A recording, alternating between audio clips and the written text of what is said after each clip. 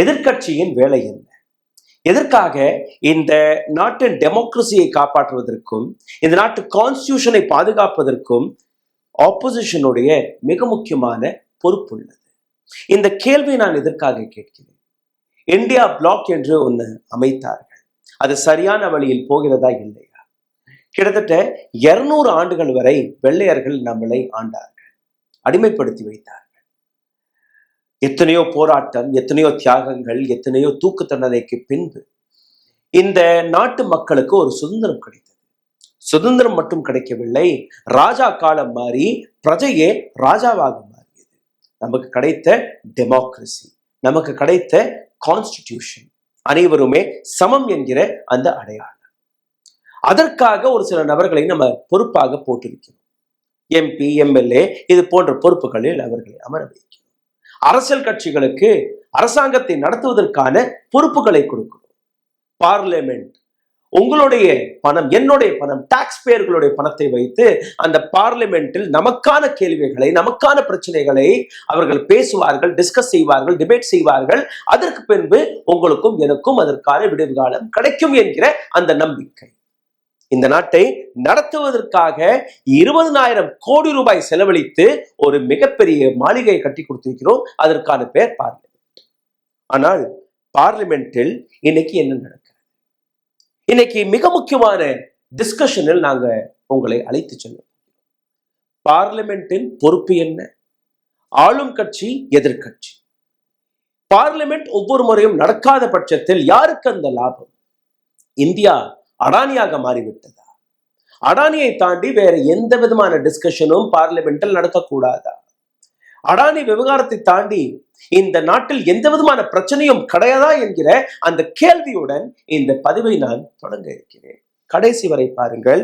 இது உங்களுக்கும் எனக்கும் மட்டுமல்ல, இந்த நாட்டின் வளர்ச்சிக்கும், இந்த நாட்டில் இருக்கக்கூடிய ஒவ்வொரு இஷ்யூக்கான பிரச்சனை, உங்களுடைய அடுத்த நேர உணவிற்கான பிரச்சனை, நீங்க சுவாசிக்கக்கூடிய காற்றுக்கான பிரச்சனை, உங்களுக்கு வரக்கூடிய அனைத்து அதிகாரத்திற்கான உரிமைக்கான பிரச்சனை. பார்லிமெண்ட் இந்த நாட்டின் முதுகெலும்பு, டெம்பிள் ஆஃப் டெமோக்ரஸி என்று அழைக்கிறார்கள். இந்த நாட்டில் இருக்கக்கூடிய 140 கோடி மக்கள் அவர்களுக்கு கிடைக்கக்கூடிய அனைத்து அதிகாரத்தையும் அனைத்து உரிமையையும் டிஸ்கஸ் செய்து, டிபேட் செய்து, உங்களுக்காக ஒரு புதிய சட்டத்தை, புதிய திட்டத்தை அங்கதான் வடிவமைக்கிறார்கள். ஆனால் அங்க நடக்கக்கூடிய வேலை என்ன? வின்டர் செஷன் தொடங்கி எத்தனை வின்டர் செஷன் நடந்தது? 1 மணி நேரம் கூட பார்லிமெண்ட் நடக்கவில்லை. பார்லிமெண்ட் எந்த அளவில் ஒவ்வொரு நாளும் சிதைக்கப்படுகிறது என்கிற அந்த விஷயத்தை லோக்சபா, ராஜ்யசபா டிவி வழியாக நீங்க பார்த்து வருகிறீர்கள். இன்னைக்கு நான் பேச வேண்டிய மிக முக்கியமான காரணம் எதிர்கட்சி, இந்தியா பிளாக் என்கிற இந்த அமைப்பு. சரியான பாதையில் தான் போறார்களா? சரியான பாதையில் தான் இந்த நாட்டை எடுத்து செல்கிறார்களா? அவர்கள் போடக்கூடிய கூற்றுத்தால் யாருக்கு லாபம், யாருக்கு நஷ்டம்? இதை இந்தியா பிளாக்கை நடத்தக்கூடிய அந்த மிகப்பெரிய அரசியல் கட்சி காங்கிரஸ். மல்லிகார்ஜுன் கர்கே காங்கிரஸின் லீடர் ஆஃப் ஆப்போசிஷன் ராகுல் காந்தி. இந்த 2 நபர்களுமே சேர்ந்து இந்த நாட்டை எந்த அளவில் நடத்த வேண்டுமோ அந்த வழியில் தான் எடுத்து செல்கிறார்கள் என்று நீங்க பார்த்தீர்கள்னா கிடையாது. இவர்களுடைய டிமாண்ட் என்ன? Department of justice investment on Adani group. Adani விவகாரத்தை பற்றி அமெரிக்கா நாட்டில் ஒரு வழக்கு போடப்பட்டது. அந்த விஷயத்தை மட்டும் தான் நீங்க பேசணும். அதை பேசலைன்னா பார்லிமெண்டை நாங்கள் நடத்திவிட மாட்டோம். இதை தொடர்ந்து மல்லிகார்ஜுன் கர்கே அவர்கள் இன்னொரு ஏர் கண்டிஷன் ரூமில் தன்னுடைய அறையில் அனைத்து கட்சி மீட்டிங்கை கூப்பிடுகிறார். அனைவருமே போறார்கள். மம்தா பானர்ஜி மட்டும் போகவில்லை. அவரும் இதே இந்தியா பிளாக்கில் தான் இருக்கிறார். ஏன் மம்தா பானர்ஜி போகவில்லை? மம்தா பானர்ஜி இது ஒரு விஷயம் நிச்சயமாக பேசப்பட வேண்டும். ஆனால் அடானி விவகாரத்தை மட்டுமே நாங்க பேசுவோம், அது பேசலைன்னா பார்லிமெண்டை நடத்தவிட மாட்டோம் என்பது தவறு. மணிப்பூர் விஷயம் இருக்கிறது, விவசாயிகளுடைய பிரச்சனைகள் இருக்கிறது, மனரேகா போன்ற விஷயங்கள் இருக்கிறது. இந்த நாட்டில் கிடைக்கக்கூடிய வேலை வாய்ப்பு, இளைஞர்களுக்கு கிடைக்கக்கூடிய வேலை வாய்ப்பு, அது ஒரு பிரச்சனையாக இருக்கிறது. ஏன் இது போன்ற விஷயங்களை பற்றி நாம் பேசக்கூடாது? ஏன் வெறும் அடானி விவகாரத்தை மட்டுமே நீங்க பிடித்து பார்லிமெண்டை நடத்த விடாமல் ஒத்திவைக்கிறீர்கள். இதில் எனக்கு ஈடுபாடு கிடையாது. நான் உங்களுடைய ஆல் பார்ட்டி மீட்டிங்கில் கலந்து கொள்ள மாட்டேன். மம்தா பானர்ஜியோடைய கிளியர் ஸ்டாண்ட். அப்போ பார்லிமெண்ட் நடக்காத பட்சத்தில் யாருக்கு லாபம்? ஆளும் கட்சிக்கு லாபம். ஆளும் கட்சி எந்த விதமான டிஸ்கஷனும் நடத்தாமல், டிபேட்டும் நடத்தாமல், அவர்களுடைய எஜெண்டாவை நலுக்கடாமல் அண்டர் டேபிளில் பாஸ் செய்து வருகிறார்கள். வாய்ஸ் ஓட்டை வைத்து நீங்க பார்த்திருப்பீர்கள். 2014 ஆண்டிலிருந்து 2024 ஆண்டு வரை இப்ப 3வது டேர்ம் வாய்ஸ் ஓட். அங்க வாய்ஸ் ஓட்டு ஒரு விஷயத்தை எடுத்து வைத்து டிபேட்டை நடத்த விடாமல் அவர்கள் கொண்டு வரக்கூடிய ஒவ்வொரு திட்டத்தையும் பாஸ் செய்து வந்தார்கள். இன்னைக்கு ஒரு ஸ்ட்ராங்கான ஆப்போசிஷன் இருப்பதாக நாம் கூறி வருகிறோம். ராகுல் காந்தி அப்படிதான் மாறுதட்டி கொண்டிருந்தார்.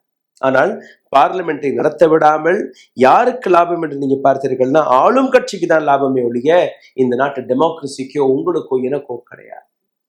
இதை எத்தனை பேர் புரிந்திருக்கிறீர்கள்? எத்தனை பேர் இதை பற்றி விவாதித்து வருகிறீர்கள்? இன்னொரு பக்கம் நீங்க பார்த்தீர்கள்னா இந்த நாட்டில் பார்லிமெண்ட் நடப்பதற்கு 2 பில்லர்ஸ் தேவை. ஒன்று ஆப்போசிஷன், இன்னொன்று ரூலிங் கவர்மெண்ட். ரூலிங் கவர்மெண்டோடைய இமேஜ் தான், அதாவது ஒரு ஷேடோ கவர்மெண்ட் தான் ஆப்போசிஷன். அதாவது ஒரு அரசாங்கம் கொண்டு வரக்கூடிய திட்டம் அது சரியானதா தவறானதா என்று பார்ப்பது மட்டுமல்ல, எதிர்குரல் கொடுப்பது மட்டுமல்ல, அவர்களுக்கு சரியான வழியை எடுத்துக்காட்டுவதும். ஓகே, நீங்க இந்த திட்டத்தை கொண்டு வந்திருக்கிறீர்கள், இதெல்லாம் மாற்றங்களை கொண்டு வந்தால் மக்களுக்கு இன்னும் அதிக லாபம் போய் சேரும். ஒவ்வொரு முறையும் நீங்க எதிர்ப்பை மட்டுமே ரெஜிஸ்டர் செய்வது பார்லிமெண்ட் கிடையாது. ஆனால் இங்கே அதுதான் நடக்கிறது. ஹெட்லைன்ஸ் இன்னைக்கு என்ன? அடானி விஷயத்தை வைத்து ஒரு பார்லிமெண்ட் தொடங்குகிறது. அடானி விஷயத்தை வைத்து ஒரு பார்லிமெண்ட் மூடப்படுகிறது. நீங்க பார்லிமெண்டில் பார்த்தீர்கள்னா அங்க அமர்ந்திருக்கக்கூடிய ஸ்பீக்கர் அவருடைய ரியாக்ஷனும் நீங்க பார்க்கணும். கடந்த ஒரு வாரமாக எந்த அளவில் இந்த நாட்டு பார்லிமெண்டை நடத்த விடாமல் இந்த பக்கம் அடானி அடானி அடானி, அந்த பக்கம் ஆன் த ரெக்கார்ட் நாங்க இருக்க மாட்டோம், ஆன் த ரெக்கார்ட் நாங்க இருக்க மாட்டோம். அடானி மட்டும்தான் இந்த நாட்டின் உயிர் மூச்சாக மாறிவிட்டார். அதை தவிர வேற எந்த விதமான டிஸ்கஷனுமே கிடையாதா என்று நீங்க பார்த்தீர்கள். அந்த வீடியோவை நீங்க பாருங்கள். எந்த அளவில் பார்லிமெண்டில் ஒரு பக்கம் அடானி, இன்னொரு பக்கம் அடானி பத்தி பேசக்கூடாது. அட்ஜோன் அட்ஜோன் அட்ஜோன், இதை தாண்டி எதுவுமே கிடையாது. Not on 267. 267. No, my ruling is over. No, it's a very important, sir. No, you are questioning ruling sir, of the chair. If you suspend today's business, we can explain, because the Adani One second, sir. regarding this bribery case is affecting the entire Nothing country. is going on record. And Nothing is going on record. No. Entire Nothing country. is going on record. Nothing is going on record. पर विपक्ष प्रदर्शन कर रहा है, मुद्दा है अदानी का और घेरेबंदी की जा रही है मोदी सरकार की। ஃபோக்கஸ் எப்படி ஷிஃப்ட் ஆயிடுச்சுன்னு நீங்க பாருங்க. அடானியை வைத்து பார்லிமெண்டை முடக்கி வருகிறீர்கள். அதே MSME, அதே மனரேகா 100 நாள் திட்டம், அதே இந்த நாட்டில் இருக்கக்கூடிய அன்எம்ப்ளாய்மெண்ட், இது போன்ற எத்தனை விஷயங்களை பற்றி நீங்க பேசணும். இது போன்ற எத்தனை பிரச்சனைகளை பற்றி நான் பேசணும். ஒரு சிங்கிள் கார்பரேட்டை வைத்து இந்த நாட்டு டாக்ஸ் பேர்களுடைய பணத்தை மட்டும் நீங்க செலவழிக்கவில்லை, வீணாக்கவில்லை. இந்த நாட்டு மக்களுடைய பிரச்சனைகளையும் நீங்க அலட்சியப்படுத்தி வருகிறீர்கள். இது ஆப்போசிஷனுடைய வேலையா? லாபம் நீங்க கொடுக்குறீங்க, அந்த ஸ்பேஸை நீங்க கொடுத்துட்டு இருக்கீங்க. ஆப்போசிஷனோட வேலை மக்கள் அப்படி பார்லிமெண்டில் உங்களுடைய குரல் எடுபடவில்லை என்றால் மக்களிடம் அந்த பிரச்சனைகளை கொண்டு சென்று மக்களை திரட்டி அந்த போராட்டத்தில் மக்களையும் வர வைத்து அந்த போராட்டத்தை வைத்து மினிஸ்ட்ரி எந்த மினிஸ்ட்ரிக்கு வெளியில் நீங்க ஒரு போராட்டத்தை பார்த்தீர்கள்? இப்ப அங்க பனிக்காலம், குளிர், அதனால நல்ல ஏர் கண்டிஷன்ல உட்காந்துட்டு நாங்க பார்லிமெண்ட்டை நடத்த விட மாட்டோம்னு வெளியேறீங்க, அவ்வளவுதானே. But is this what your job? கடந்த 10 ஆண்டுகளில் எத்தனை போராட்டத்தை ஆப்போசிஷன் எடுத்து வைத்தது? எத்தனை போராட்டத்தை இவர்கள் நடத்தியிருக்கிறார்கள்? விவசாய போராட்டமாக இருக்கட்டும், மணிப்பூர் இஷ்யூவாக இருக்கட்டும், நீங்க பார்லிமெண்டில் போய் மைக்க பிடித்து பேசுவது மட்டுமல்ல, அந்த விஷயம் எந்த அளவில் மக்களிடம் போய் சேர்ந்தது, மக்கள் எந்த அளவில் அந்த போராட்டத்தில் கலந்து கொண்டார்கள், இது எல்லாமே ஒரு ஆப்போசிஷனுடைய கடமை. ஆனால் இந்த நாட்டு ஆப்போசிஷன் கம்ஃபர்ட் ஜோனில் அமர்ந்து கொண்டு ஒரு ஃபேக் டெம்பரரியான ப்ரொட்டஸ்டை நடத்தி வருகிறார்கள். இதுதான் இந்த நாட்டு ஆப்போசிஷன் செய்யக்கூடிய வேலையா? ராகுல் Gandhi before becoming leader of opposition or just after becoming leader of opposition first செஷனும் போது ஒட்டுமொத்த பார்லிமெண்டை இந்த அளவில் டாமினேட் செய்தார் என்று நீங்க பார்க்க. அதே பார்லிமெண்டேரியன்ஸ், அதே ஸ்பீக்கர், அதே எதிர்கட்சி, அதே ஆளும் கட்சி, யாருமே மாறவில்லை. அன்னைக்கு ராகுல் காந்தி சீறி பாய்ந்த அந்த குரல், அந்த அந்த அந்த அந்த அந்த வார்த்தைகள், மணிப்பூர் விஷயமாக இருக்கட்டும், அடானியாக இருக்கட்டும், இந்த நாட்டு பிரச்சனைகளாக இருக்கட்டும், அனைத்தையுமே எடுத்து வைத்தார். ஆளும் கட்சியால் பதில் கூட கொடுக்க முடியவில்லை. ஆளும் கட்சியால் அவர் கேட்ட கேள்விக்கு பதில் கூட கொடுக்க முடியவில்லை. அது போன செஷனில். இன்னைக்கு முதல்ல அந்த வீடியோவை நீங்க பார்க்கணும். போன செஷன்ல ராகுல் காந்தி எப்படி சீறி பாய்ந்தார் என்று நீங்க பார்க்கணும். இன்னைக்கு அந்த ராகுல் காந்தி எங்க என்கிற கேள்வி உங்களுக்கே வரும். நீங்க பாருங்க. Prime Minister, of course, who has a direct connection with God, speaks directly to God. Yes, the Paramatma speaks to Modi ji's Atma directly. Unlike with all humans, we are all biological. We are born, we die, but the Prime Minister is a non-biological being. That Gandhi is dead and a movie revived the father of the nation. No, Gandhi is not dead. Gandhi is alive. अहिंसा की बात करते हैं, त्रिशूल को जमीन में गाड़ देते हैं, और जो लोग अपने आप को हिंदू कहते हैं वो 24 घंटा हिंसा हिंसा हिंसा, नफरत नफरत नफरत, असत्य सत्य असत्य।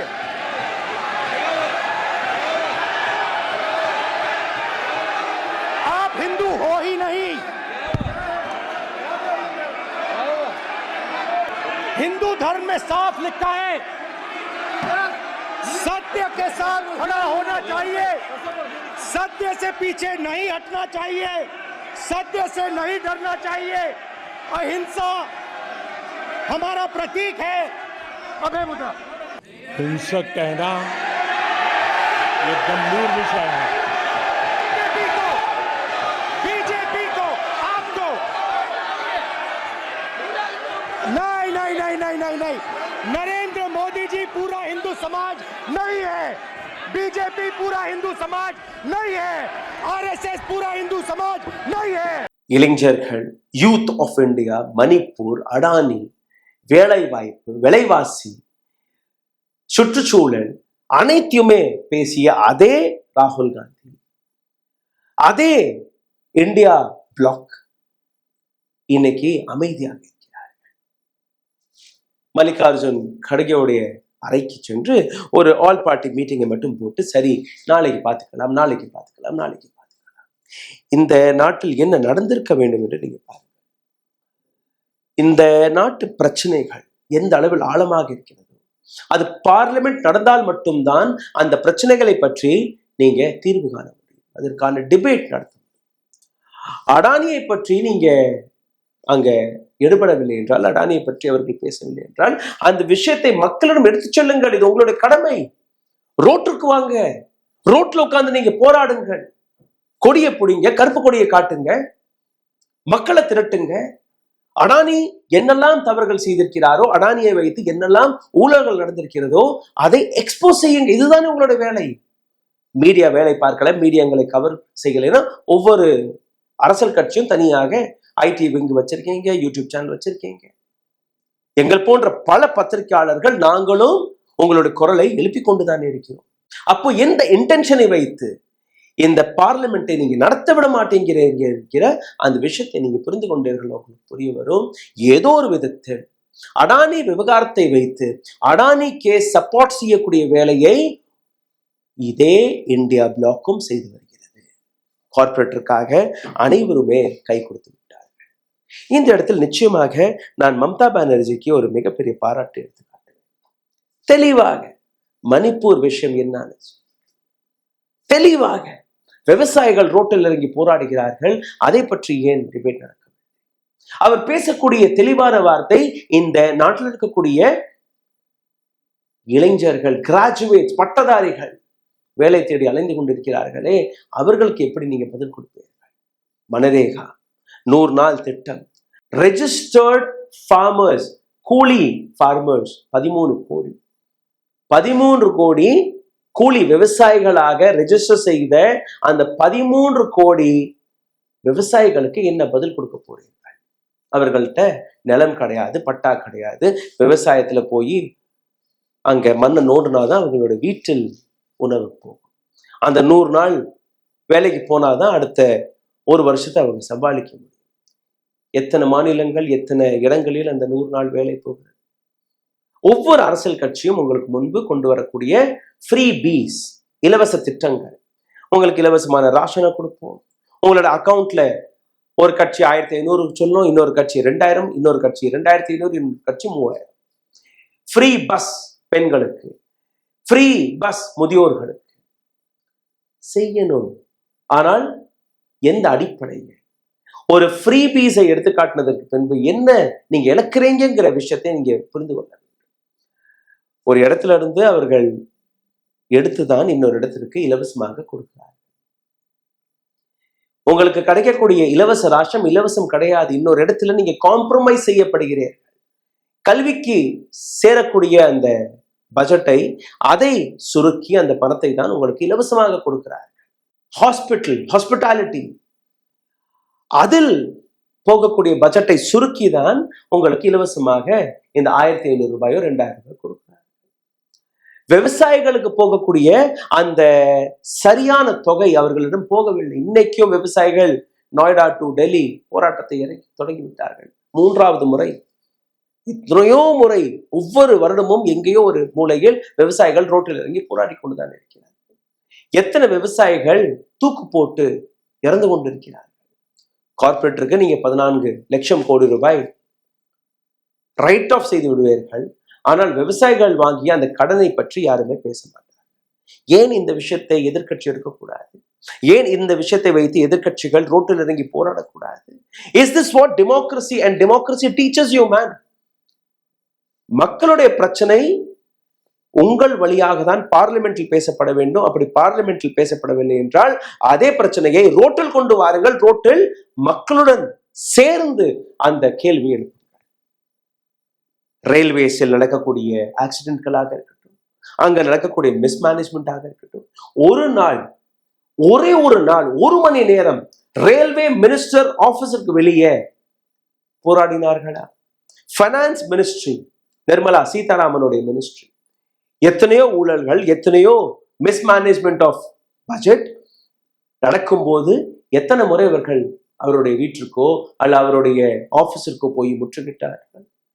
டிஃபென்ஸ் செக்டரில் சைனா ஒவ்வொரு நாளும் நம்மளுடைய எல்லையை கடந்து நம்மளுடைய எல்லையை பிடித்துக் கொண்டே இருக்கிறார். ராஜ்நாத் சிங் அவர்கள் அவருடைய வீட்டிற்கோ அவருடைய அலுவலகத்திற்கோ மினிஸ்ட்ரிக்கோ இவர்கள் போய் முற்றுகிட்டார்களா? கிடையாது. எக்ஸ்போர்ட், இம்போர்ட், எம்எஸ்எம்இ, ஃபார்மர்ஸ், ஒவ்வொரு துறையிலும் நீங்க பார்த்தீங்கன்னா பிரைம் மினிஸ்டர் மோடியோடைய படம் இருக்கிறது. ஆனால் அதே துறையில் நடக்கக்கூடிய அத்துமீறல்கள், தில்லுமுள்ளுகள், அங்க நடக்கக்கூடிய ஊழலை நீங்க மக்களிடம் எப்போதான் கொண்டு போய் சேர்ப்பீர்கள்? Is this Rahul Gandhi is the only face of Congress? ராகுல் காந்தி நடந்து போனார், 3000 கிலோமீட்டர் வந்து நடந்து போனார், 2000 கிலோமீட்டர் வரை நடந்து போனார், பஸ்ல போனார், கூலியை போய் சந்தித்தார், மெக்கானிக்கை போய் சந்தித்தார். What is this? பார்லிமெண்ட் நடக்கவில்லை என்றால் உங்களுடைய பிரச்சனைகளை யாருமே பேச மாட்டார்கள். உங்களுடைய பிரச்சனையை பற்றி எந்த விதமான டிபேட்டும் நடத்தாமல், டிஸ்கஷன் நடத்தாமல், ஆளும் கட்சி எந்த ப்ரொபகண்டாவை எடுத்து வைக்க பார்க்கிறார்கள், அவர்களுடைய எஜெண்டாவை திணிக்கக்கூடிய வேலையை தான் கடந்த 10 ஆண்டுகளாக பார்த்து வந்தார்கள். இன்னைக்கும் அந்த வேலை தான் நடந்து கொண்டிருக்கிறது. இப்ப சிந்தித்து பாருங்கள், எதிர்கட்சி இந்தியா பிளாக் சரியான பாதையில் செல்கிறதா? ஆளும் கட்சி அவர்களுடைய வேலை அதுதானே, எஜெண்டாவை திணிப்பது. ஆனால் அந்த எஜெண்டாவை திணிக்க விடாமல் உங்களை காப்பாற்றக்கூடிய வேலைதான் அந்த ஷேடோ கவர்மெண்டான ஆப்போசிஷனுக்கு இருக்கிறது. இதுதான் கான்ஸ்டிடியூஷன், இதுதான் டெமோக்ரஸி. ஆனால் அந்த டெமோக்ரஸி என்னைக்கோ புதைத்து விட்டார்கள். அந்த டெமோக்ரஸியை உயிர் கொடுப்பதற்காக உங்களுடைய கேள்விகள் தேவை. இதை நீங்க புரிந்து கொண்டீர்கள்னா பார்லிமெண்ட் எவ்வளவு முக்கியம், பார்லிமெண்ட்ல நடக்கக்கூடிய ஒவ்வொரு செஷனும் எவ்வளவு முக்கியம் என்கிற அந்த விஷயத்தை நீங்க புரிந்து கொண்டீர்கள்னா, அந்த கட்டடத்தின் மீது செலவழிக்கப்பட்ட 20,000 கோடி ரூபாய் உங்களுடைய பணம் என்று நீங்க நம்பினீர்கள்னா, இந்த வீடியோவுடன் உங்களுடைய கேள்விகளை கீழே கமெண்ட் பாக்ஸில் எழுதுங்கள். உங்களுடைய பிரச்சனைகளை தயவு செய்து கீழே கமெண்ட் பாக்ஸில் எழுதுங்கள். அப்படி அந்த பிரச்சனை ரொம்ப ஆழமான பிரச்சனைகளாக இருந்தால் நிச்சயமாக இந்த சேனலில் நாங்களே அதை ஒரு தொகுப்பாக வழங்குவோம். ஆனால் அந்த பிரச்சனை சமுதாயத்திற்கான பிரச்சனையாக இருக்கணும், இந்த நாட்டுக்கான பிரச்சனைகளாக இருக்கட்டும். பார்லிமெண்ட் வழியாக வரக்கூடிய பல இஷ்யூஸ்கள், பல டிபேட்களை கவனித்து பாருங்கள். பார்லிமெண்ட் நடக்கவில்லை என்றால் இந்த நாட்டில் என்ன நடக்கிறது, என்ன சட்டத்தை கொண்டு வந்தார்கள், எந்த திட்டத்தை கொண்டு வந்தார்கள் என்பதையே நீங்க தெரிந்து கொள்ள முடியாது. இன்னைக்கு என்னமோ ராஜ்யசபா அண்ட் லோக்சபா டிவி இருப்பதாக நீங்க நினைக்கிறீர்கள். நான் ஒரு 10 வருஷத்துக்கு முன்னாடி நீங்க பார்த்தீர்கள்னா அந்த பார்லிமெண்ட் செஷன்ஸ்களை நாங்க போய் ரிப்போர்ட் செய்வோம், உள்ள போவோம். இன்னைக்கு பார்லிமெண்ட்டுக்கு வெளியிலேயே ஒரு பிளாக் வைத்து விட்டார்கள், பிரஸ் ஆஃபீஸ் என்று, பிரஸ் டிபார்ட்மெண்ட். அந்த இடத்துல நாங்க போய் உட்காருவோம். உள்ள இருந்து பார்லிமெண்ட்ல இருந்து ஒரு அறிக்கை வரும், அரசாங்கத்துக்கு சாதகமாக ஒரு அறிக்கை வரும். அந்த அறிக்கையை அப்படியே காப்பி பேஸ்ட் பண்ணி அனைத்து பத்திரிகைகளுமே எழுதி வருகிறார். கேள்வி கேட்கக்கூடிய மீடியா அமைதியாக இருக்கிறது. ஆப்போசிஷன் உங்களை எடுத்துச் செல்லக்கூடிய பாதை வேறையாக இருக்கிறது. ஆளும் கட்சி நினைக்கக்கூடிய ஏஜெண்டாவை உங்கள் மீது திணிக்கிறார்கள். அப்போ இந்த நாட்டில் டெமோக்ரஸி என்பது இருக்கிறதா? கான்ஸ்டிடியூஷன் என்பது இருக்கிறதா? சுப்ரீம் கோர்ட் என்பது இருக்கிறதா? அரசாங்கம் என்பது இருக்கிறதா? இந்த நாட்டில் கான்ஸ்டிடியூஷனல் இன்ஸ்டிடியூஷன் என்பது இருக்கிறதா என்று நீங்க புரிந்து கொள்ளுங்கள். உங்களுடைய கேள்விகளுக்காக நாங்க எதிர்பார்த்து கொண்டிருப்போம். நன்றி, வணக்கம். ஊடகம் கார்ப்பரேட் அரசியல்வாதிகளின் கைப்பாவையாக, அடிமைகளாக இருந்தது போதும். இனி சாட்டை எடுத்து சுழற்றும் நேரம் வந்துவிட்டது. ஊடகம் பொதுமக்களாகிய உங்களுக்காக, உங்களாலேயே இயக்கப்பட வேண்டும். ஊடக சுதந்திரத்திற்காக உங்களின் பங்களிப்பை இன்றே அளித்திடுங்கள்.